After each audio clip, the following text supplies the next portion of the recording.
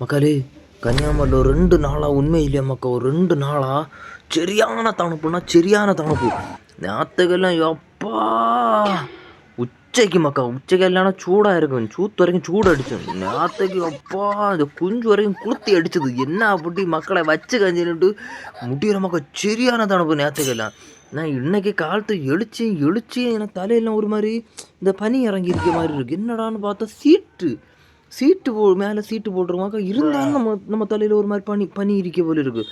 உண்மையிலே மக்கா முடியலை மக்கா. எப்போ சூடுன்னு சொல்லணும், குளுத்தின்னு சொல்லணும். எப்போ இந்த தணுத்து யார் இந்த அண்டியோட குண்டியோட சூடு யாரை பிடிச்சது.